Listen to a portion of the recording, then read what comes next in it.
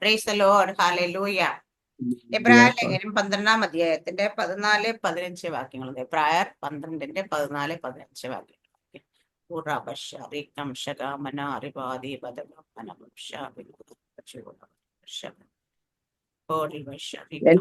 എല്ലാവരോടും സമാധാനം ആചരിച്ച് ശുദ്ധീകരണം പ്രാപിപ്പാൻ ഉത്സാഹിപ്പീൻ. ശുദ്ധീകരണം കൂടാതെ ആരും കർത്താവിനെ കാണുകയില്ല.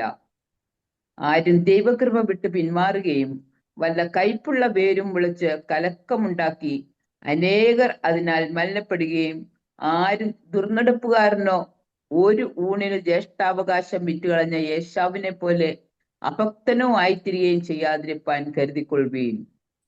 സ്തോത്രം. ഹാലല്യം. എല്ലാവരോടും സമാധാനം ആചരിച്ച് ശുദ്ധീകരണം പ്രാപിപ്പാൻ ഉത്സാഹിപ്പിൻ. എല്ലാവരോടും സമാധാനം ആചരിക്കണം. കുറച്ചു പേരോടല്ല, നമുക്ക് തോന്നുന്നവരോടല്ല, നമുക്ക് ഇഷ്ടമുള്ളവരോടല്ല. ഹല്ലേലൂയ. എല്ലാവരോടും സമാധാനം ആചരിച്ചിട്ട് എന്തിനു വേണ്ടി സമാധാനം ആചരിക്കും? ശുദ്ധീകരണം പ്രാപിപ്പാൻ. എന്തിനു വേണ്ടി ശുദ്ധീകരണം പ്രാപിക്കുന്നത്? ശുദ്ധീകരണം കൂടാതെ ആരും കർത്താവിനെ കാണുകയില്ല. അപ്പൊ കർത്താവിനെ കാണണമെങ്കിൽ നമുക്കൊരു ശുദ്ധീകരണം വേണം. നമുക്കൊരു ശുദ്ധീകരണം വേണമെങ്കിൽ നമ്മൾ എല്ലാവരോടും നമ്മൾ ഉപദ്രവിച്ചവരോട്, നമ്മളെ നിന്ദിച്ചവരോട്, നമ്മളെ പരിഹസിച്ചവരോട്, ഹാലല്യ, നമ്മളെ കുറിച്ച് എല്ലാം കളവും ദൂഷണവും പറയുന്നവരോട്, ഹാലല്യ, എല്ലാവരോടും നമ്മൾ എന്ത് വേണം? സമാധാനം ആചരിക്കണം. ഹാലല്യ. ഇഷ്ടമുള്ള കാര്യമാണോ? ഇച്ചിരി ബുദ്ധിമുട്ടുള്ള കാര്യം അല്ലേ? ഹാലല്യ. പക്ഷേല് കർത്താവിന്റെ വചനം ഇവിടെ പറയുന്നേ, അതിൽ യാതൊരു കോംപ്രമൈസും ഇല്ല. എല്ലാവരോടും നിങ്ങള് സമാധാനം ആചരിക്കണം. ഞാൻ പറഞ്ഞു 2025 നമ്മുടെ അനുഗ്രഹത്തിന്റെ വർഷമാണ്.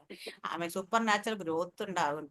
ഇത് ഇയർ ഓഫ് ഇൻക്രീസ് എന്നാ പറയുന്നത്. പക്ഷേ ഇല്ല, അത് കിട്ടണമെങ്കിൽ എന്ത് ചെയ്യണമെന്ന് ഇവിടെ പറയുന്നുണ്ട്. ഹല്ലേലൂയ. ആമേൻ. സ്തോത്രം. നമ്മുടെ ജീവിതത്തെ അനുഗ്രഹം ഒന്നും വന്നില്ലല്ലോ, ഞങ്ങളുടെ ജീവിതത്തിൽ സൂപ്പർ നാച്ചുറൽ ഗ്രോത്ത് ഒന്നും കിട്ടിയില്ലല്ലോ എന്നൊക്കെ പറയുമ്പം നമ്മൾ ഹാലല്യ, ആമേൻ, നമ്മൾ ദൈവം പറയും ഇവിടെ. അതുകൊണ്ട് ദൈവം പറയും എല്ലാവരോടും നിങ്ങൾ സമാധാനം ആചരിക്കണം. എന്നിട്ട് എന്തിനാ ഈ സമാധാനം ആചരിക്കുന്നില്ല? കർത്താവിനെ കരച്ച് എന്ന് വെച്ചാൽ, അല്ലെങ്കിൽ എന്താ വെച്ചാൽ, ആരും ദൈവകൃപ വിട്ട് പിന്മാറുകയും പല കയ്പുള്ള വേര് മുളച്ച് കലക്കമുണ്ടായാൽ അനേകർ അതിനെ മലിനപ്പെടുകയും. അപ്പൊ എന്താ വെച്ചാൽ, കയ്പുള്ള വേര് നമ്മുടെ ഇടയിൽ, നമ്മുടെ ഉള്ളത്തിൽ മുളച്ച് വന്നാൽ, ആ വേര് ഊന്നിക്കഴിഞ്ഞാൽ പിന്നെ പിഴുതു മാറ്റം വലിയ പാടാ അല്ലേ? ഒരു ചെടിയൊക്കെ വേര് മുളയ്ക്കുന്നത് ഈസിയായിട്ട് പിഴുത് കളയുന്നുണ്ടെങ്കിൽ വേര് മുളച്ചു കഴിഞ്ഞാൽ ഈസിയായിട്ട് പിഴുത വരുമോ? ഇല്ല. വേര് നമ്മൾ ക്യാൻസറിനെയൊക്കെ പറയാറുണ്ട്. ഹല്ലേലൂയ. അതിന്റെ വേര് സ്പ്രെഡ് ചെയ്ത് കഴിഞ്ഞാൽ അത് ഹല്ലേലൂയ എവിടെയെങ്കിലും ഒരു ശക്കല വീണ്ടും അത് അവിടെ നിന്ന് മുളയ്ക്കും. ഹല്ലേലൂയ. അപ്പൊ അതുകൊണ്ട് ആ സർജറി ഒക്കെ ചെയ്യുമ്പോൾ അതുപോലെ സൂക്ഷിച്ചവർ ചെയ്യും. കാരണം പക്ഷെ എന്നുള്ളൊരു മരം പുല്ലൊക്കെ പുഴുത് കളഞ്ഞാൽ ഇച്ചിരി വേര് കടന്ന് വീണ്ടും അത് പൊട്ടിക്കളിക്കും അവിടെ കിടന്ന്. ഹാലേലൂയ. അപ്പൊ അങ്ങനെ കടന്നു കഴിഞ്ഞാൽ, കൈപ്പുള്ള വേര് മുളച്ചു കഴിഞ്ഞാൽ എന്താ സംഭവിക്കുന്ന വെച്ചാൽ, കൈപ്പുള്ള വേര് മുളച്ചാൽ കലക്കപ്പെടും, നമ്മൾ മലിനപ്പെടും. നമ്മൾ അങ്ങനെ മലിനപ്പെട്ട് കഴിഞ്ഞാൽ എന്താ വെച്ചാൽ നമ്മൾക്ക് സംഭവിക്കുന്ന കാര്യം, ദൈവ കൃപ വിട്ട് നമ്മൾ പോകും. എന്താ ദൈവ കൃപ വിട്ട് പോകാന്ന് വെച്ചാൽ, നമുക്ക് ദൈവശബ്ദം കേൾക്കാൻ കഴിയില്ല. ഹല്ലേലൂയ. പ്രസംഗം ഉണ്ടോ? ഉണ്ടാവും. മെസ്സേജുകളുണ്ടോ? ഉണ്ടാവും. ഹാലേലിയ. നമുക്ക് ഹാലേലിയ. പ്രാർത്ഥനയുണ്ടോ? ഉണ്ടാകും. ആരാധനയുണ്ടോ? ഉണ്ടാവും. ഉപവാസം ഉണ്ട്. ഇതെല്ലാം നമ്മൾ ചെയ്യുമ്പോഴും നമുക്ക് ദൈവ ശബ്ദം കേൾക്കാൻ കഴിയാത്തതിന്റെ കാരണം നമ്മൾ ദൈവ കൃപ വിട്ടു പോകും. കാരണം എവിടെയോ അല്പം കലക്കം നമ്മുടെ ഉള്ളിൽ, അല്ലെങ്കിൽ കയ്പുള്ള വേര് നമ്മുടെ ഉള്ളിൽ കിടക്കുന്നു. ഹല്ലേലൂയ. ഈ കയ്പുള്ള വേര് അവിടെ കിടന്ന് മുളച്ചു കഴിഞ്ഞാലാണ് നമ്മൾ ദൈവകൃപ വിട്ടുപോകും. ദൈവകൃപ വിട്ടു മാറും. അപ്പൊ ദൈവകൃപയിൽ തന്നെ നമ്മൾ എപ്പോഴും നിൽക്കണമെങ്കിൽ നമ്മൾ എല്ലാവരോടും സമാധാനം ആചരിച്ച് ഉള്ളിൽ ഹാലേലിയ, ആമേൻ, കലക്കത്തിന്റെ ആത്മാവ് ഒന്നും വെക്കാതെ ഹാലേലിയ, ആമേൻ, സ്തോത്രം, ഹാലേലിയ, ആമേൻ, നമ്മൾ ആയിരിക്കണം. ആത്മാവ് സഭകളോട് പറയുന്നത് ചെവിയുള്ളവൻ കേൾക്കട്ടെ എന്നവർ. അപ്പൊ ആത്മാവ് നമ്മളോട് സംസാരിക്കുന്നതാണ് ദൈവശബ്ദം. അത് ചെവിയുള്ളവൻ കേൾക്കട്ടെ എന്ന്. അപ്പൊ നമുക്ക് എല്ലാവർക്കും ചെവി ഉണ്ടോന്ന് വെച്ചാൽ ഉണ്ട്. ഹാലേലൂയ. പക്ഷേല് കേൾക്കണമെങ്കിൽ എന്താ വേണ്ടെന്ന് വെച്ചാൽ, നമ്മൾ ദൈവകൃപയിലായിരുന്നു മാത്രമേ കേൾക്കാൻ പറ്റത്തുള്ളൂ. അതാണ്ട് അങ്ങനെ തന്നെ പറയാം. ആത്മാവ് സഭകളോട് പറയുന്നത് ചെവിയുള്ളവൻ കേൾക്കട്ടെ. ഹാലേലൂയ. അപ്പൊ നമ്മൾക്ക് എല്ലാവർക്കും ആത്മാവിന്റെ ശബ്ദം കേൾക്കാൻ കഴിയണം. ഹാലേലൂയ. ഈ ദിവസങ്ങളിൽ ഹാലേലൂയ, ഞാൻ എപ്പോഴും പറയും, ഒരു പ്രവാചകന്റെ ശബ്ദം കേൾക്കാനല്ല, ഹാലേലിയ മറ്റുള്ള ആരുടെയെങ്കിലും പ്രാർത്ഥിക്കുന്ന ആരുടെയെങ്കിലും ശബ്ദം കേൾക്കാനല്ല. നമ്മളെപ്പോഴും ദൈവത്തിന്റെ ശബ്ദം നമ്മൾ കേൾക്കണം. നമ്മുടെ ജീവിതത്തിൽ മുൻപോട്ട് പോകണമെങ്കിൽ ദൈവ ശബ്ദത്തിനനുസരിച്ച് നമ്മൾ മുൻപോട്ട് പോകാൻ ശ്രമിക്കണം. മറ്റൊരാൾ നമ്മളെ നടത്താനായിട്ട് അനുവദിക്കരുത്. കാരണം എന്ന് വെച്ചാൽ ഹാലേലിയ നമ്മളെ നടത്താനായിട്ട് ഏറ്റവും യോഗ്യനായവൻ കർത്താവ് യേശുക്രിസ്തുവാണ്. യേശുക്രിസ്തുവിന്റെ ആത്മാവ് നമ്മളെ നടത്തിയാൽ മാത്രമേ നമുക്ക് നേർവഴിക്ക് നടത്താൻ പറ്റൂ. ഇല്ലെങ്കിൽ മാനുഷികമായ ഹാലേലിയ ആൾക്കാരുടെ ഇഷ്ടത്തിന് നമ്മൾ നടക്കരുതല്ല. ആരുമ്പോഴും ഞാൻ സംസാരിച്ച് പറഞ്ഞു, എല്ലാവരും amplified version Bible hallelujah refer ചെയ്യാറുണ്ട്. മലയാളി, പ്രത്യേകിച്ച് മലയാളി പാസ്റ്റേഴ്സിനുള്ള സ്വഭാവം. അതിനകത്ത് ബൈബിൾ വാക്യത്തോടൊപ്പം ബ്രാക്കറ്റ് അതിന് അവരുടേതായ കണ്ടെത്തൽ പോലെ റെഫറൻസ് അല്ലെങ്കിൽ അവരുടെ ഹാലേലിയ ഒരു ഇതും കൂടെ എഴുതി വെച്ചിട്ടുണ്ട്. അത് നോക്കിയാൽ പലരും ഇത് പഠിപ്പിക്കുന്ന ബൈബിൾ എപ്പോഴും ഹാലേലിയ മറ്റൊരാളുടെ ഹാലേലിയ ബുദ്ധിക്ക് തോന്നുന്ന രീതിയിലല്ല അത് ഹാലേലിയ നമ്മൾ അതിന്റെ അത് ആ വാക്യത്തെ നമ്മൾ ഹാലേലിയ അതിൽ കിടക്കുന്ന മർമ്മങ്ങളെ നമ്മൾ പ്രസ്താവിക്കണം. ദൈവത്തിന് ആത്മാവിനാൽ എഴുതപ്പെട്ട വചനം ദൈവത്തിന് ആത്മാവിനാൽ തന്നെ അത് വിവേചിക്കണം. എനിക്ക് കിട്ടിയ ഒരു റെഫറൻസ് അല്ലെ എനിക്ക് കിട്ടിയ ഒരു റെവലേഷൻ ഞാൻ അവിടെ എഴുതി വെച്ചത് കൊണ്ട് അത് എല്ലാവരെയും പഠിപ്പിക്കാൻ വേണ്ടിയിട്ടായിരിക്കരുത് ഹാലേലിയ. കാരണം എനിക്ക് കിട്ടിയ റെവലേഷൻ എന്നോട് വ്യക്തിപരമായ ദൈവത്തിന്റെ ആത്മാവ് സംസാരിക്കുന്നതാണ്. സാറാമ്മ സിസ്റ്റർ വായിക്കുമ്പോൾ അത് മറ്റൊരു രീതിയിലായിരിക്കും ദൈവം ഇടപെടുന്നത്.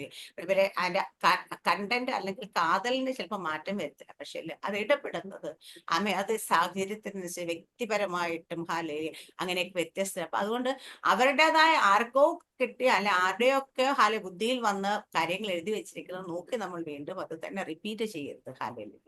കാരണം വചനം എപ്പോഴും ദൈവത്തിന് ആത്മാവിന് എഴുതപ്പെട്ട വചനം ആത്മാവിന് മാത്രമേ അത് പൊരുൾ തിരിച്ച് നമുക്ക് തരാൻ കഴിയുള്ളൂ. ഹല്ലേലൂയ. അപ്പൊ അതിനകത്ത് തന്നെ കിടക്കുന്നതിനകത്ത് ചിലപ്പോൾ ഒരു വാക്കിനകത്തായിരിക്കും അതിനകത്ത് ദൈവത്തിന്റെ ആത്മാവ് നമ്മളോട് സംസാരിക്കുന്നു. അതുകൊണ്ട് നമ്മൾ എപ്പോഴും വചനം ഹാലേലിയ മറ്റുള്ള ആരുടെയെങ്കിലും റെഫറൻസ് അനുസരിച്ച് ആരുടെയെങ്കിലും അത് എക്സ്പ്ലനേഷൻ അനുസരിച്ചോ അല്ല ഹാലേലിയ നമുക്ക് വായിക്കാം. കൂടുതൽ അറിവ് നേടാൻ വേണ്ടിയൊക്കെ വായിക്കാം. ഹാലേലിയ ബുക്കുകളൊക്കെ വായിക്കാം. പക്ഷേങ്കിൽ വചനം എപ്പോഴും വ്യക്തിപരമായി തന്നെ ആത്മാവ് എന്താ നമ്മളോട് പറയുന്നത് നമ്മൾ ചെവിയുള്ള നമ്മൾ കേട്ട് തന്നെ മുൻപോട്ട് പോകണം. ഹാലേലിയ. അടുത്തൊരു വാക്യം ഹാലേലൂയ എബ്രായ ലേഖനം 4:12 നമുക്കറിയാം. ദൈവത്തിന്റെ വചനത്തെ കുറിച്ച് പറയും. ദൈവത്തിന്റെ വചനം ഹാലേലിയ അത് ഇരുവായത്തുള്ള ഏത് വാളിനേക്കാളും മൂർച്ചയുള്ളതാണ്. ആത്മാവിനെയും പ്രാണിനെയും സത്യമച്ചകളെ വരെ തുളച്ചു കയറി ചെന്ന് വേർപ്പെട്ടിരിക്കും വരെ നമ്മുടെ ചിന്തനങ്ങളെ പോലും വിവേചിക്കുന്ന വചനം അവിടെ വചനത്തിന്റെ പ്രസക്തി എന്താ നമ്മളുടെ വായിക്കുമെന്ന് വെച്ചാൽ ഇവിടെ പറഞ്ഞത് കലക്കത്തിന്റെ കയ്പ് ഉള്ള വേര് ഇത് നമ്മുടെ ഉള്ളത്തിൽ കിടക്കുമ്പോ ഹാലേലിയ അത് എന്താണ് നമ്മുടെ ഉള്ളത്തിലുള്ള ചിന്തനങ്ങളെ പോലും വിവേചിക്കുന്ന ദൈവത്തിന്റെ വചനം കൊണ്ടത് മുറിച്ചു മാറ്റണം. ഹാലേലൂയ. നമ്മുടെ ഉള്ളത്തിൽ എന്താ ചിന്തിക്കുന്നതെന്ന് നമ്മുടെ തൊട്ടടുത്തിരിക്കുന്ന ആൾക്ക് മനസ്സിലാകത്തില്ല. ഹാലേലൂയ.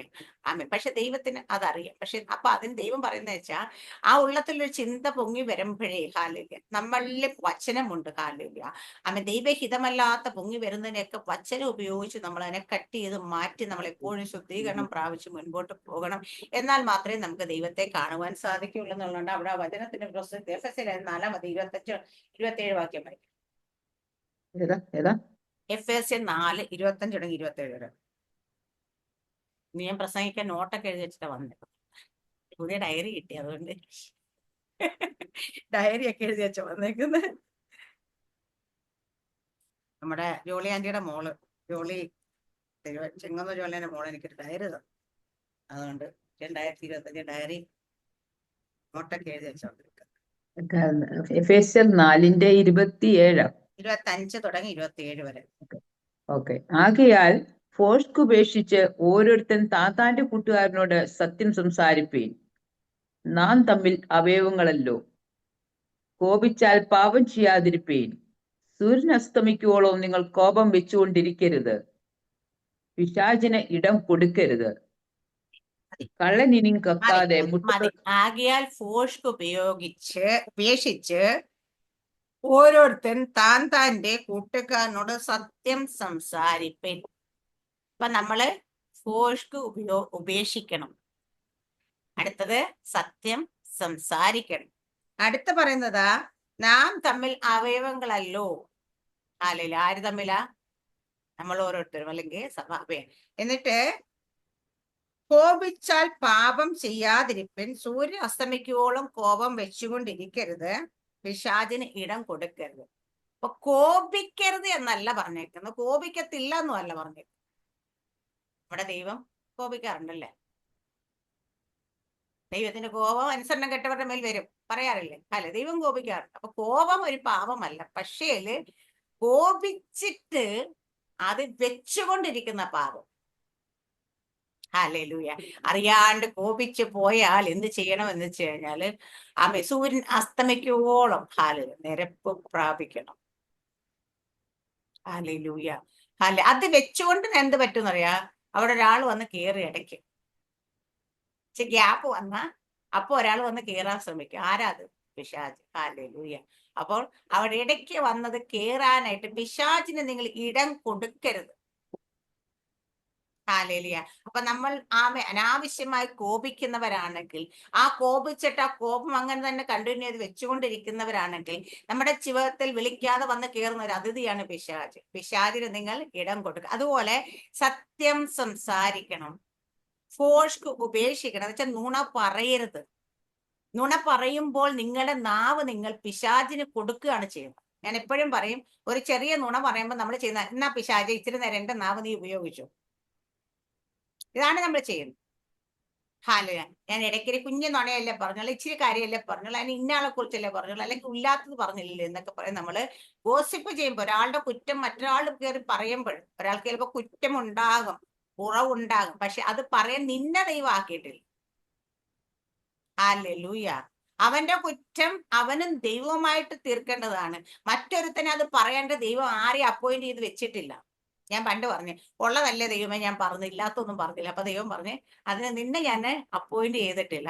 അവന്റെ കുറ്റം ഞാൻ കാണുന്നെങ്കിൽ ഞാൻ അതിന് വേണ്ട ശിക്ഷ കൊടുക്കും. നിനക്കത് പറയാൻ യാതൊരു അധികാരവുമില്ല. ഹല്ലേലൂയ. അപ്പൊ മറ്റൊരാളുടെ കുറ്റം പറയാം നമുക്ക്. സാറാമസ്റ്റർക്ക് ഒരു കുറ്റം ഉണ്ടെങ്കിൽ സാറാമസ്റ്റർ മുഖത്തൊക്കെ പറയാം, സാറാമസ്റ്റർ അത് ശരിയായില്ല കേട്ടോ. പക്ഷെ അത് മാറിയിട്ട് ഞാൻ ലിസിസ്റ്ററെ വിളിച്ചിട്ട് കാരണം സാറാമസ്റ്റർ ഇങ്ങനെയാണെന്ന് പറയുന്നത് തെറ്റാണ്. ഹല്ലേലൂയ. കാരണം മറ്റുള്ളവരുടെ കുറ്റം നമ്മൾക്ക് പറയാം. അപ്പൊ ഫോഷ്ക്ക്, കുറ്റം പറച്ചില്, നുണ പറച്ചില്, ഇതൊക്കെയാണ് നമ്മൾ ഫോഷ്ക്ക് എന്ന് പറയുന്ന കാര്യം. ഇതൊക്കെ നുണ, കുറ്റം, ഇതൊക്കെ പറയുന്നത്. അല്ലെങ്കിൽ മറ്റൊരാളുടെ കുറ്റമൊക്കെ പറയും. ഇത് നീ പറയാനായിട്ട് നിന്റെ നാവിനെ നീ ഉപയോഗിച്ചാൽ നിന്റെ നാവ് പിശാചിന്റെ കയ്യിൽ ആയുധമാണ്. ദൈവം നമ്മളെ ആക്കി വെച്ച ദൈവത്തിന്റെ നാവായിരിക്കും വേണ്ടി ആക്കി വെച്ചേക്കുക. നമ്മളിപ്പം ആരെ നാവായിട്ടാ ഇരിക്കുന്നത്? ഫോഷ്ക്ക് ഉപേക്ഷിക്കണം. തന്റെ കൂട്ടുകാരനോട് സത്യം സംസാരിക്കണം. അടുത്തവളോട് കോപിച്ചാൽ പാപം ചെയ്യാതിരിപ്പാൻ കോപം വെച്ചുകൊണ്ടിരിക്കരുത്. ആരോടെങ്കിലും കോപം ഉണ്ടാകത്തില്ലെന്ന് ഞാൻ പറയത്തില്ല, എനിക്കൊക്കെ കോപമുണ്ട്. പക്ഷെ അത് വെച്ചുകൊണ്ടിരിക്കരുത്. അങ്ങനെ വെച്ചുകൊണ്ടിരുന്നാൽ പിശാചിന് നമ്മൾ ഇടം കൊടുക്കും. പിശാചിനെ നിങ്ങൾ ഇടം കൊടുക്കരുത്. കഴിഞ്ഞ എപ്പോഴോ ആഴ്ചയിൽ ഞാൻ പറഞ്ഞപ്പോഴും ഞാൻ പറഞ്ഞു, പിശാചിനെ നിങ്ങൾ ഇടം കൊടുക്കും. എന്നാൽ അന്നത്തെ ദിവസം ഞാൻ ആ വാക്യം ഇവിടെ എഴുതി ഒട്ടിച്ചു വെച്ചിട്ടുള്ളൂ. പിശാചിന് ഇടം കൊടുക്കരുത്. കാരണം എന്ന് വെച്ച് കഴിഞ്ഞാൽ പിശാചിന് ഇടം കൊടുത്ത പിന്നെ അവനെ ഇറക്കി വിടാൻ വലിയ പ്രയാസം. നമ്മൾ ചില ആൾക്കാരെയൊക്കെ പറയത്തില്ല, അത് നമ്മുടെ വീട്ടിൽ കയറ്റിയാ പിന്നെ ഒരു രക്ഷയിൽ ഇറക്കി വിടാൻ വലിയ പ്രയാസമാണ്. അന്ന് പറയുന്ന പോലെ പിശാചിന് നിങ്ങൾ ഇടം കൊടുക്കരുത്. ഹല്ലേലൂയ. അടുത്തൊരു വാക്യം നമുക്ക് വായിക്കാം. 2 കൊരിന്ത്യർ ലേഖനം 10-ാം അധ്യായത്തിന്റെ 3 തുടങ്ങി 5 വരെ. ഞാനിത് ഒരുപാട് പ്രാവശ്യം നമ്മുടെ ഗ്രൂപ്പിൽ പറയുകയും ശുശ്രൂഷിക്കുകയും ചെയ്തിട്ടുള്ള വചനമാണ്. എനിക്ക് ഭയങ്കര ഇഷ്ടമുള്ളൊരു വചനഭാഗമാണ് ഇത്. ഹല്ലേലൂയ.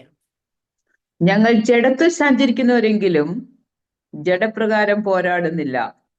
ഞങ്ങളുടെ പോരിന്റെ ആയുധങ്ങളോ ജഡീയങ്ങളല്ല, കോട്ടകളെ ഇടിപ്പാൻ ദൈവസന്നിധിയിൽ ശക്തിയുള്ളവ തന്നെ. അവയാൽ ഞങ്ങൾ സങ്കല്പങ്ങളും ദൈവത്തിന്റെ പരിജ്ഞാനത്തിന് വിരോധമായി പൊങ്ങുന്ന എല്ലാ ഉയർച്ചയെയും ഇടിച്ചു കളഞ്ഞ് ഏത് വിചാരത്തെയും ക്രിസ്തുവിനോടുള്ള അനുസരണത്തിനായിട്ട് പിടിച്ചടക്കി. നമ്മളെപ്പോഴും പറയും, ഞങ്ങൾ ജഡത്തിൽ സഞ്ചരിക്കുന്നവരെങ്കിലും ജഡപ്രകാരം പോരാടുന്നില്ല. ഞങ്ങളുടെ പോരിന്റെ ആയുധങ്ങളോ ജഡീകങ്ങളല്ല. ഇവിടെ ഇരിക്കുന്ന എത്ര പേർക്ക് പറയാൻ പറ്റും നമ്മൾ ജഡത്തിൽ പോരാടുന്നില്ലെന്ന്? ഞാൻ ഉൾപ്പെടെ എല്ലാവരും ഇന്നും ജഡത്തിൽ പോരാടിക്കണം. പക്ഷെ ദൈവത്തിന്റെ ആത്മാവ് നമ്മളോട് പറയുന്നത്, നിങ്ങൾ ജഡത്തിൽ സഞ്ചരിക്കുന്നവരെങ്കിൽ ജഡപ്രകാരം പോരാടുന്നില്ലെന്ന് വെച്ചാൽ നിന്നെ ഇങ്ങോട്ട് ആരെങ്കിലും എന്തെങ്കിലും പറഞ്ഞാൽ നീ തിരിച്ചു പറയാൻ പാടില്ല. നീ വേണ്ട തെറി വിളിച്ചാല് നീ കേട്ടിട്ട് മിണ്ടാതെ പൊയ്ക്കോണം. നിന്നെ കുറിച്ച് കുറ്റം പറയുന്നത് നീ ചെവി കൊണ്ട് കേട്ടാലും പ്രതികരിക്കാൻ പാടില്ല. നീ എന്തെങ്കിലും ചെയ്തു കൊടുക്കുമ്പോൾ അതിനെക്കുറിച്ച് അത് കൊള്ളത്തില്ല എന്ന് പറഞ്ഞാലും മിണ്ടാൻ പാടില്ല എന്നൊക്കെ തന്നെയാണ് അല്ലെങ്കിൽ ഒരാൾ നമ്മളെ കുറിച്ച് കുറ്റം പറഞ്ഞു എന്ന് കേൾക്കുമ്പോൾ അയാളുടെ പക വെച്ചുകൊണ്ട് വിദ്വേഷം വെച്ചുകൊണ്ടൊന്നും ഇരിക്കാൻ പാടില്ല. ഇതൊക്കെയാണ് നമ്മൾ ജഡപ്രകാരം പോരാടുക വെച്ചാൽ. പണ്ടത്തെ ആൾക്കാരൊക്കെ രാജാക്കന്മാർക്ക് യുദ്ധമുണ്ടായിരുന്നു. രാജാക്കന്മാർ യുദ്ധം ചെയ്ത് ആത്മാവ് കൊണ്ടല്ല, ജഡപ്രകാരം യുദ്ധം ചെയ്ത്. പല്ലിന് പകരം പല്ല്, കണ്ണിന് പകരം കണ്ണ് എന്ന് പഴയ നിയമം പഠിപ്പിച്ചത് ജഡപ്രകാരമുള്ള പോരാട്ടം തന്നെയാണ്. പക്ഷെ ഇന്ന് പല്ലിന് പകരം പല്ലും കണ്ണിന് പകരം കണ്ണും അല്ല ദൈവം പഠിപ്പിച്ചേക്കുന്നത്. നിന്റെ കൂട്ടുകാരനോട് നിന്നെ പോലെ നിന്റെ കൂട്ടുകാരനെ സ്നേഹിക്കാനാ പഠിപ്പിച്ചത്, അല്ലെങ്കിൽ ക്ഷമിക്കാൻ പഠിപ്പിച്ചു. അപ്പൊ ജഡപ്രകാരം പോലും നമ്മൾ എല്ലാവരും ചെയ്യാറ്. പക്ഷേ ഇവിടെ പറയുന്നത് നമ്മൾ ജഡത്തിൽ സഞ്ചരിക്കുന്നവരെങ്കിലും ജഡപ്രകാരം പോരാടാൻ പാടില്ല. നമ്മുടെ പോരിന്റെ ആയുധങ്ങളോ ജഡീകങ്ങളല്ല, അത് കോട്ടകളെ ഇടിപ്പാൻ ശക്തിയുള്ള വേത്രങ്ങളെ പറയുന്നത്. ഞങ്ങളുടെ പോരിന്റെ ആയുധങ്ങളോ ജഡീകങ്ങളല്ല, കോട്ടകളെ ഇടിപ്പാൻ ദൈവസന് ശക്തിയുള്ള, ചില കോട്ടകളെ ഇടിക്കാൻ ദൈവസന് ശക്തിയുള്ള ആയുധങ്ങളാണ് നമ്മൾ. ഏത് കോട്ടകളാണെന്ന് പിന്നെ പറയുന്നത്. ആ കോട്ടകളെ കുറിച്ച് ഇവിടെ പൗലോസ് അപ്പോസ്തലൻ പറയുന്നത്, അവയാൽ ഞങ്ങൾ സങ്കല്പങ്ങളും ദൈവത്തിന്റെ പരിജ്ഞാൻ വിരോധമായി പോകുന്ന എല്ലാ ഉയർച്ച ഇടിച്ചു കളഞ്ഞ് ഏത് വിചാരത്തെയും ക്രിസ്തുവിനുള്ള അനുസരണത്തിൽ. അപ്പം സങ്കല്പങ്ങൾ, ഉയർച്ചകൾ, വിചാരങ്ങൾ. സങ്കല്പങ്ങൾ, ഉയർച്ചകൾ, വിചാരങ്ങൾ, ഇത് മൂന്നുമാണ് നമ്മുടെ കോട്ട. ഇതിനെ മൂന്നിനെ ഇടിച്ചു കളയാൻ ദൈവത്തിന് ശക്തി പ്രാപിക്കുന്നതാണ് നമ്മൾ ഇത് കോട്ട ഇടിച്ചു കളയാൻ. അപ്പം നമ്മുടെ ജീവിതത്തിൽ സങ്കല്പം, ഞാൻ പണ്ടൊക്കെ ഇങ്ങനെ നമ്മളൊരു കാര്യം ചെറിയൊരു ബുദ്ധിമുട്ടുണ്ടാകുന്ന ആള് ചിലപ്പോൾ എന്തെങ്കിലും അതിനെക്കുറിച്ച് ഇങ്ങനെ ആലോചിച്ച് എത്ര വേസ്റ്റ് ആയിട്ട് എൻഡ് ചെയ്യാം അത്രയും വരെ നമ്മൾ ആലോചിക്കും അല്ലേ? സങ്കല്പിച്ചു കൂട്ടുക. അടുത്ത ഉയർച്ചകൾ, നമ്മുടെ ഹൃദയത്തിൽ തോന്നുന്ന ചില, അത് ഒരു തരത്തിൽ പറഞ്ഞ വിചാരങ്ങൾ അല്ല ഉയർച്ച. അപ്പം ഉയർച്ചകൾ. പിന്നെ അടുത്ത വിചാരങ്ങൾ. അടുത്ത പറയുന്നത് വിചാരങ്ങൾ, നമ്മുടെ വിചാരം. ഞാൻ അങ്ങനെ വിചാരിച്ചു, അവർക്ക് അങ്ങനെ ആയിരിക്കും വിചാരിച്ചു. ആര് പറഞ്ഞു വിചാരിക്കും? അല്ല, എനിക്ക് അങ്ങനെ തോന്നി. നമ്മൾ പറയുന്നതല്ലേ എപ്പോഴും, അല്ലെ? ചില തോന്നലുകളാണ്, അല്ലെ വിചാരങ്ങളാണ് ചിലതിനെ കുറിച്ചൊക്കെ. ആൾക്കാരെ കുറിച്ച് പോലും നമ്മളങ്ങ് ഞാൻ വിചാരിച്ച സിസ്റ്റർ അങ്ങനെ ആയിരിക്കും. ആര് പറഞ്ഞു നിന്നോട് വിചാരിക്കാന്ന് ചോദിച്ചാൽ ആരും പറഞ്ഞില്ല, ഞാനങ്ങ് വിചാരിച്ചു. ഹല്ലേലൂയ. അപ്പൊ നമ്മുടെ വിചാരങ്ങൾ, ചിന്തകൾ, ഉയർച്ചകൾ, ഇതിനെ പറയുന്നത് ദൈവത്തിന്റെ പരിജ്ഞാനത്തിന് വിരോധമായ നമ്മൾ പോകുന്നത്. നമ്മുടെ ജനറൽ പാസ്റ്റർ പറയുന്ന ഡയലോഗ് എനിക്ക് ഏറ്റവും ഇഷ്ടം. കാരണം ഞാൻ എപ്പോഴും പറയാറുണ്ട്, തലയ്ക്ക് മീതെ പക്ഷി പറക്കരുത്. നമുക്ക് പറയാൻ പറ്റത്തില്ല, അത് പറന്നുകൊണ്ടേയിരിക്കും. പക്ഷെ തലയിൽ കയറി കൂട് വെക്കണോ വേണേ നമുക്ക് തീരുമാനം. നമ്മുടെ വിചാരങ്ങൾ ചിന്തയിൽ വരുത്തില്ല എന്നേ പറയും. ചിന്ത വരുമ്പോ അതിനെ പിടിക്കണം, മേയം വിടരുത്. ഹല്ലേലൂയ. നമ്മളിലേക്ക് നെഗറ്റീവ് തോട്ട്സ് കയറി വരുമ്പോൾ അതിനെ കടിഞ്ഞാണിട്ട് പിടിക്കണം. അവിടെ എങ്ങനെ നമ്മൾ പിടിക്കുന്നത്? ഇതല്ല എന്റെ ജീവിതത്തിൽ സംഭവിക്കാൻ മുന്നേ ഭവിഷ്യാജ് എന്ന് പറഞ്ഞാൽ, അല്ലെങ്കിൽ ചിന്തകളെ പറഞ്ഞ് ശാസിച്ചിട്ട് നമ്മളോട് ദൈവം എന്ത് വാഗ്ദത്തം പറഞ്ഞാൽ അതിനെ ഓർക്കണം. അപ്പൊ നമ്മൾ ഇരിക്കുന്ന സാഹചര്യം 10ന്റെ കാശ് കയ്യിലെടുക്കാൻ ഉണ്ടാകത്തില്ല. പക്ഷേ ദൈവം നിന്നെ രാജ്യങ്ങൾക്ക് വായ്പ കൊടുക്കുന്നവളാക്കി മാറ്റുമെന്ന് പറഞ്ഞിട്ടുണ്ടെങ്കിൽ അത് നീ ചിന്തിക്കണം. ഇവിടെ ഇരിക്കുന്ന സാഹചര്യമല്ല ചിന്തിക്കേണ്ട. അപ്പൊ പറയണം, എന്നോട് ദൈവം എന്നെ വിളിച്ചിരിക്കുന്നത് അനേക ജാതികൾക്ക് വായ്പ കൊടുക്കുവാനായിട്ട്, ദൈവരാജ്യത്തിലേക്ക് വാരി വിതറാനായിട്ട്, വിതയ്ക്കാനായിട്ട് എന്റെ കരുത്തിൽ തരുമെന്ന് പറഞ്ഞാൽ ഇപ്പോഴത്തെ ഈ സാഹചര്യമല്ല നടക്കാൻ പോകുന്ന. ദൈവം എന്ത് പറഞ്ഞു അതാ സംഭവിക്കാം. ഹല്ലേലൂയ. ഒരു തലമുറയെ കാണത്തില്ല ദൈവം പറയും. ദൈവം എനിക്ക് എന്റെ ഉദരഫലം ദൈവം നൽകുമെന്ന് എന്നോട് പ്രോമിസ് ചെയ്തിട്ടുണ്ടെങ്കിൽ ഇപ്പം യൂട്രസ് ചിലപ്പം അതിന് ബലമുണ്ടാകത്തില്ല. ഇനി ഒരു തലമുറയെ ക്യാരി ചെയ്യാൻ തക്കവണ്ണം നിന്റെ ഗർഭപാത്രത്തിന് കഴിയില്ല എന്ന് വൈദ്യശാസ്ത്രം പറഞ്ഞു. പക്ഷേ വാഗ്ദത്തത്തിന് ദൈവത്തിന് തരാൻ വിശ്വസ്തന. കാരണം അബ്രഹാമിന്റെ ശരീരത്തിൽ നിർജീവത്വം പ്രാപിച്ചിട്ടും വാഗ്ദത്തം ചെയ്ത് നിവർത്തിപ്പിച്ച ദൈവം സാറയുടെ ഗർഭപാത്രം ചുരുങ്ങിപ്പെട്ട് നമ്മൾ പറയുന്ന വാർത്തയ്ക്ക് അവർക്കൊരു കുഞ്ഞിനെ കൊടുക്കാൻ കഴിഞ്ഞെങ്കിൽ ദൈവത്തിന് കൊടുക്കാൻ കഴിയും. എത്രയോ ടെസ്റ്റിമണി നമ്മൾ കേട്ടു. യൂട്രസ് ഇല്ലാത്ത സഹോദരി തലമുറയ്ക്ക് വേണ്ടി ആഗ്രഹിക്കുന്നത് പ്രാർത്ഥിക്കാൻ മുമ്പിലേക്ക് വരാൻ പറഞ്ഞപ്പോൾ ഓടിച്ചെന്ന്. അവര് കാരണം യൂട്രസ് ഇല്ലാന്ന് അവർക്കറിയാം. പക്ഷേ അവരുടെ ആ വിശ്വാസം ദൈവം അങ്ങ് പ്രവർത്തിച്ചു. ദൈവത്തിന് കുഞ്ഞിനെ കൊടുക്കാൻ വേണ്ടി യൂട്രസ് വേണമെന്ന് പോലും നിർബന്ധമില്ല. കഴിഞ്ഞ ആഴ്ചയില് കഴിഞ്ഞ ഒരാഴ്ച എന്തോ എനിക്കൊന്ന് വിദ്യാഭ്യാസ വെച്ച് നമ്മുടെ ജോജിബന്റെ വൈഫ് ക്രിസ്ത്യ കൊച്ചു മരിച്ചു പോയ ആ സഹോദരൻ പറഞ്ഞു ഒരു തലമുറ ദൈവം വീണ്ടും തരുമെന്ന് പറഞ്ഞു. അപ്പൊ പറഞ്ഞ് അപ്പൊ പുള്ളിക്കാരത്തി ഭയങ്കര അതിശയമായിട്ടുണ്ട്. ഡോക്ടേഴ്സ് പറഞ്ഞു ഇനി ഒരു കുഞ്ഞിന് ചാൻസ് ഇല്ല എന്നാ പറഞ്ഞു. ഡോക്ടേഴ്സ് പറഞ്ഞു എനിക്കറിയത്തില്ല, പക്ഷെ ദൈവം പറഞ്ഞു ദൈവത്തിന് പ്രവർത്തിക്കാനായിട്ട് യൂട്രസ് പോലും വേണ്ട. Hallelujah, hallelujah. അപ്പം യൂട്രസിന് ബലക്കുറവുണ്ടോ, അല്ലെങ്കിൽ യൂട്രസിൽ ഒരു കുഞ്ഞിന് വേണ്ടി ക്യാരി ചെയ്യാനായിട്ട് അതിന് ഒരു പൂർണ്ണ വളർച്ചയിലെത്തിക്കാനായിട്ടോ ഹല്ലേലൂയ കഴിയില്ല എന്ന് വൈദ്യശാസ്ത്രം പറഞ്ഞു. ഞാൻ പറയേണ്ട ദൈവത്തിന് യൂട്രസ് പോലും വേണം. ദൈവം ഹല്ലേലൂയ. പറഞ്ഞു ആമേ ഹാലെ നിനക്ക് വേണ്ടിയിട്ട് പ്രവർത്തിക്കാൻ എനിക്ക് മുഖാന്തരം വേണ്ട. ഞാൻ ദൈവം പറഞ്ഞു എനിക്കൊരു മുഖാന്തരം വേണ്ട. ആകാശ ഉൽക്ക പൊഴിച്ചു കൊടുക്കാൻ കഴിയുന്ന എനിക്ക് എനിക്ക് എന്തിനാ മുഖാന്തരം എന്ന് ചോദിച്ച പോലെ കർത്താവിന് നമ്മൾ അപ്പൊ അതുകൊണ്ട് നമ്മൾ നെഗറ്റീവ് തോട്ട്സിനെ പിടിച്ചടക്കണം. സങ്കല്പങ്ങളും വിചാരങ്ങളും എന്തുകൊണ്ടാന്ന് ചോദിച്ചാൽ ഇത് എന്തുകൊണ്ടാ പറയുന്നത് വെച്ച് കഴിഞ്ഞാൽ ദേവദാസിയുടെ പറഞ്ഞു വന്നിട്ട് പറഞ്ഞത് നമ്മളുള്ള എല്ലാ ഉയർച്ചകളെയും ഇടിച്ചു കളഞ്ഞ് ഏത് വിചാരത്തിന് ക്രിസ്തുവുള്ള അനുസരണത്തിനായി നമ്മൾ പിടിച്ച ക്രിസ്തുവിനുള്ള അനുസരണം എന്ന് വെച്ചാൽ എങ്ങനെയാന്ന് ചോദിച്ചാൽ ക്രിസ്തു എങ്ങനെയായിരുന്നു അങ്ങനെ നമുക്ക് ജയത്തോട് നടക്കണമെങ്കിൽ, കാരണം എഫേസ്യരിലെ 6:12 നമുക്ക് വന്നു കഴിഞ്ഞാൽ ഇവിടെ പറഞ്ഞ നമ്മൾ ജഡത്തിൽ സഞ്ചരിക്കുന്നവരെങ്കിലും ജഡപ്രകാരം പോരാടുന്നില്ല, നമ്മുടെ പോരിന്റെ ആയുധങ്ങളോ ജഡീകങ്ങൾ അല്ല എന്ന് പറയുമ്പോൾ അവിടെ നമുക്കൊരു പോരാട്ടം ഉള്ളതിനെ കുറിച്ച് പറയുന്നുണ്ട്.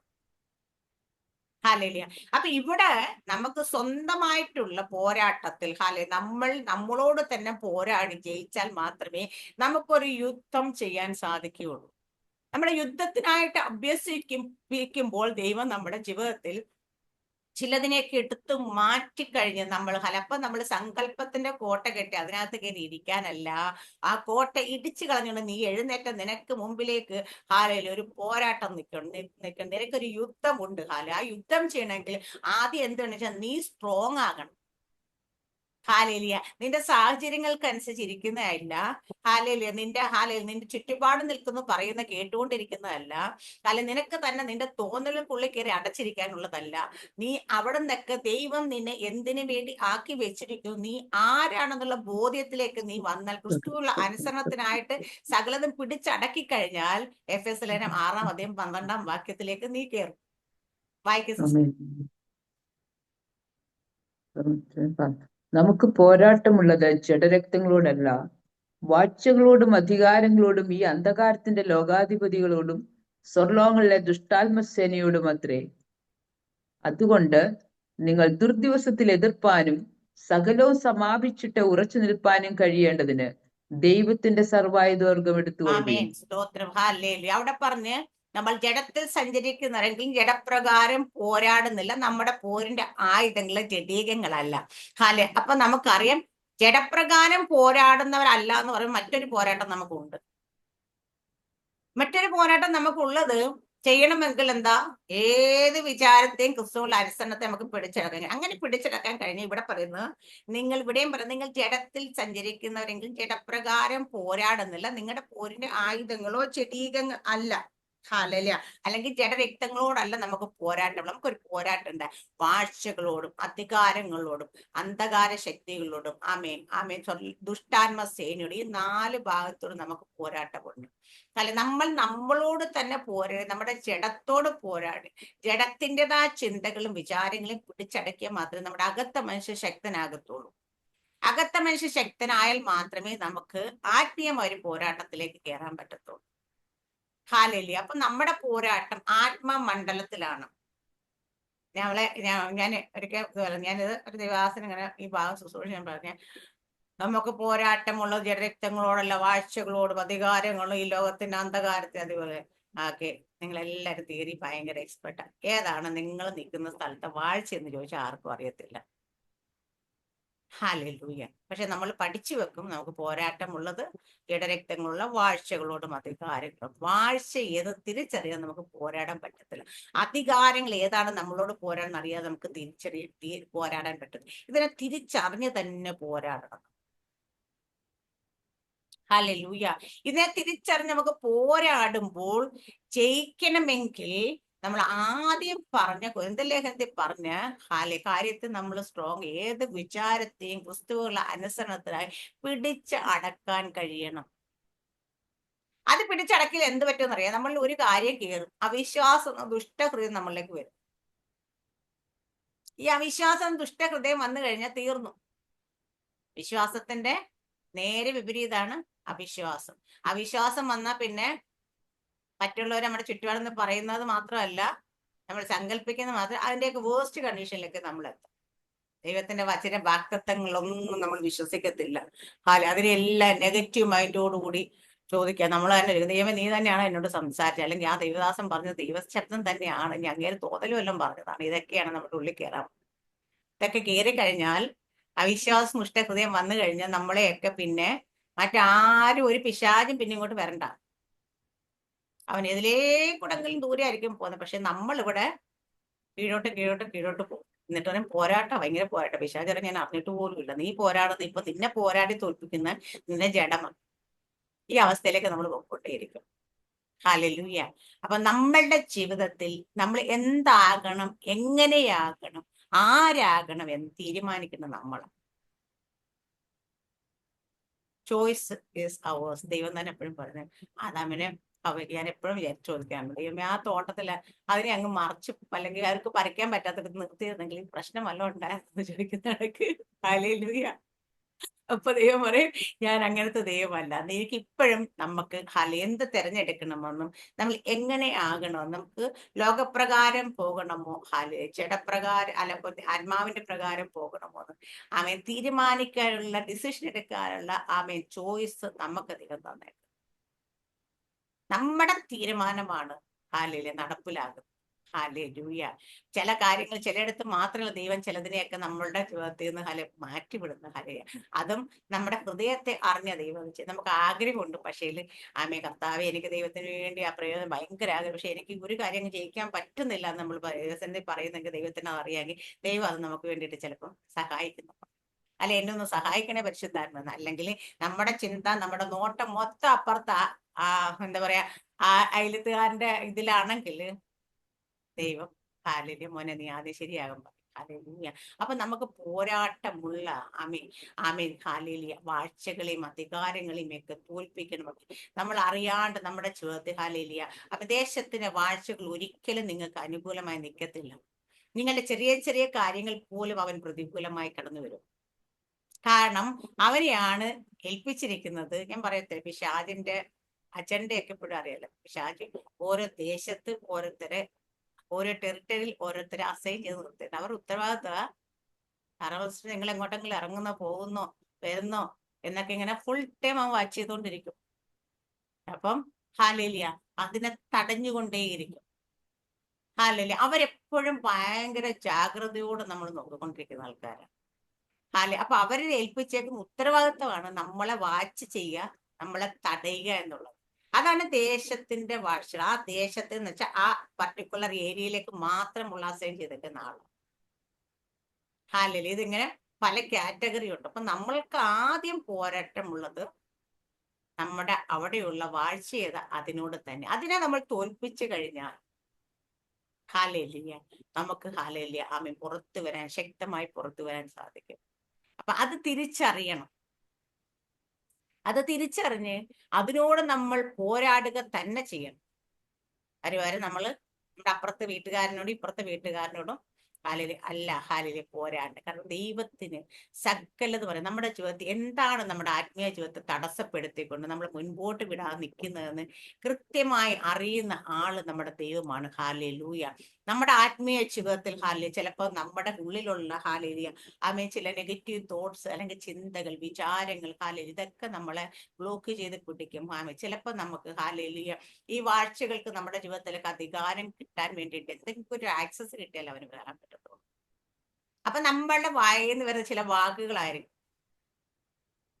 മറ്റുള്ളവരെ കുറിച്ച് നമ്മൾ അനുഗ്രഹവും ശാപവും നമ്മുടെ നാവിൽ കൂടെ വരരുതെന്ന് ദൈവം പറയുമ്പോൾ നമ്മൾ അറിയാണ്ട് മറ്റുള്ളവരെ എന്തെങ്കിലും കുറവുകൾ പറയുക, ശപിക്കുകയോ പ്രാഗിയോ ഒക്കെ ചെയ്തു കഴിഞ്ഞാലൊക്കെ അതെല്ലാം നമ്മുടെ ജീവിതത്തിലേക്ക് പിശാചുള്ള ആക്സസ് ആയി മാറാം. നമ്മളൊരു നുണ പറയുമ്പോൾ ഒരാളെ കുറിച്ച് കുറ്റം പരദൂഷണം പറയുമ്പോഴൊക്കെ എന്താ ചിന്തിച്ച ഇതൊക്കെ നമ്മൾ തന്നെ വാതിൽ തുറന്നു കൊടുത്ത് നമ്മുടെ ജീവിതത്തിലേക്ക് അവനെ വിളിക്കുകയാണ്. ഇതുകൊണ്ടാ പറയുന്നേ, നിങ്ങൾ പിശാചിന്റെ തന്ത്രങ്ങളെ നിങ്ങൾ അറിയാത്തവരല്ലല്ലോ. ഹല്ലേലൂയ.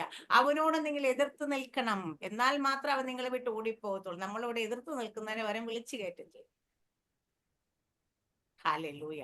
അപ്പോൾ എവിടെയൊക്കെയാണ് നമ്മൾ ആദ്യം പറഞ്ഞ വാക്യത്തിലേക്ക് നമ്മൾ മടങ്ങി വന്നു കഴിഞ്ഞാൽ ഹല്ലേലൂയ എന്താ പറയുന്നത്? ഹല്ലേലൂയ എല്ലാവരോടും സമാധാനം ആചരിച്ചു കഴിഞ്ഞാൽ ഹല്ലേലൂയ ആമേൻ ഇവന് പിന്നെ ആക്സസ് ഇല്ലാതായി വരും.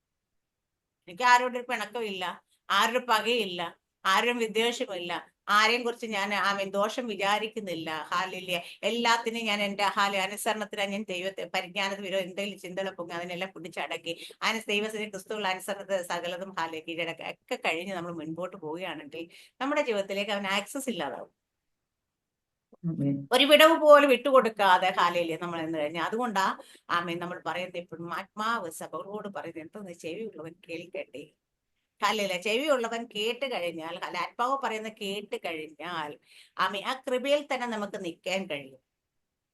ദൈവകൃപ വിട്ട് നിങ്ങൾ പുറത്തു പോകത്തില്ല. ദൈവകൃപ വിട്ട് നമ്മൾ പുറത്തു പോയി കഴിഞ്ഞാൽ എളുപ്പമാണ്. തോട്ടത്തിൽ നിന്ന് ആദമിനെ അവനും പുറത്താക്കി പുറത്ത് അകത്ത് നിൽക്കുമ്പോൾ ദൈവത്തിന്റെ മഹത്വത്തിൽ അവർ നിന്നത്, ആ പ്രൊട്ടക്ഷനാണ് നമ്മൾ നിന്നത്. ഒരു സഭ എന്ന് പറയുന്നത് അങ്ങനെ തന്നെയാണ്. ഒരു കുടക്കീഴിൽ മഴ നനയാതെ നിർത്തുന്ന പോലെ ഒരു പ്രൊട്ടക്ഷനാണ് അത്. നമ്മൾ ആ പ്രൊട്ടക്ഷൻ ഉള്ളിൽ നിൽക്കുമ്പം ആ കവറിങ്ങിനുള്ളിൽ നിൽക്കുമ്പോൾ നമ്മളെ തൊടാനായിട്ട് വലിയ ബുദ്ധിമുട്ടാണ്. അതുകൊണ്ട് ആദ്യം ചെയ്യുന്ന ആ കവറിങ് പൊളിച്ച് പുറത്തെടുക്കാൻ നോക്കും. എന്തെങ്കിലുമൊക്കെ കൊണ്ടിട്ട് അവരെ അതിന്ന് പുറത്തെടുക്കാൻ നോക്കും. പുറത്തെടുത്തു കഴിഞ്ഞാൽ പിന്നെ ആക്രമിക്കാൻ എളുപ്പമാണ്. ഹല്ലേലൂയ. അതുകൊണ്ട് തന്നെ കൂട്ടായ്മയ്ക്ക് ഭയങ്കര ബലമാണ്. ദൈവത്തിന്റെ ദാസന്മാർ ആദ്യം പഠിപ്പിച്ചത് രക്ഷിക്കപ്പെട്ട് സ്നാനപ്പെടുന്നവരെ മേൽ അപ്പോസ്തലപ്രവൃത്തി വായിച്ച മക്കളെ അവര് കൂട്ടായ്മ ആചരിച്ചു, അപ്പം നുറുക്കി. ഹല്ലേലൂയ.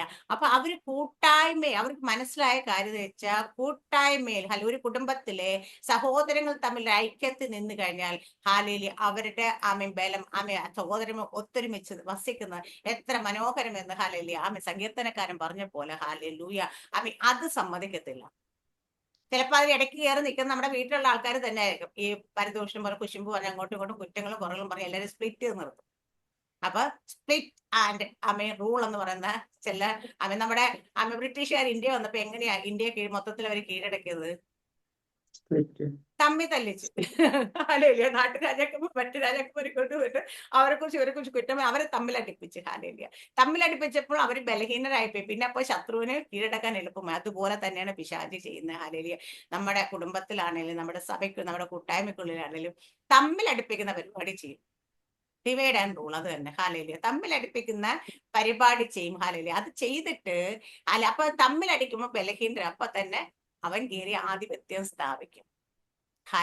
ഈ തന്ത്രങ്ങളെ നിങ്ങൾ തിരിച്ചറിയാതെ പോകുന്ന ഈ ദിവസങ്ങളിൽ അതുകൊണ്ട് തന്നെയാണ് ദൈവവചനം നമ്മളോട് പറയും സകലരോടും സമാധാനം എല്ലാവരോടും സമാധാന ആചരിപ്പിൻ.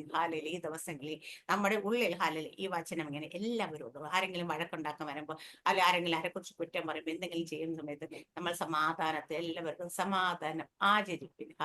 അങ്ങനെയാണെങ്കിൽ നമുക്ക് എന്ത് ചെയ്യാൻ പറ്റും? നമുക്ക് ആ ദൈവകൃപയിൽ തന്നെ പിന്മാറി പോവാതെ ദൈവകൃപ ശുദ്ധീകരണം പ്രാപിച്ച് നമുക്ക് ഓരോ ദിവസവും ദൈവത്തോട് അടുത്തില്ല. ശുദ്ധീകരണം കൂടാതെ നിങ്ങൾക്ക് ആർക്കും ദൈവത്തെ കാണുവാൻ സാധിക്കില്ല. അപ്പൊ നമ്മൾ ശുദ്ധീകരണം പ്രാപിച്ച് ദൈവത്തോട് ചേർന്ന് ഓരോ ദിവസവും ദൈവത്തോട് അടുത്ത് ചെന്ന് ദൈവം നമുക്ക് വേണ്ടി വെച്ചിരിക്കുന്ന കൃപയിൽ തന്നെ നിന്നുകൊണ്ട് നമുക്ക് മുൻപോട്ട് പോകാൻ ജയത്തോടു കൂടി നമുക്ക് വെറുതെ പോകല്ല, ജയത്തോട് ഓരോ ദിവസവും ജയത്തോടു കൂടി മുൻപോട്ട് വീണ് എഴുന്നേറ്റുമല്ല കയറി മുകളിലേക്ക് ഓരോ ദിവസം ഓരോ സ്റ്റെപ്പ് കയറി പോകുന്ന പോലെ ഓരോ ദിവസം ജയത്തോട് മുൻപോട്ട് പോകാൻ വേണ്ടി ദൈവം എല്ലാവരെയും സഹായിക്കുമാറാകട്ടെ. ഈ വചനത്താൽ ദൈവം എല്ലാവരെയും അനുഗ്രഹിക്കുമാറട്ടെ. ആമേൻ. സ്തോത്രം. God bless you.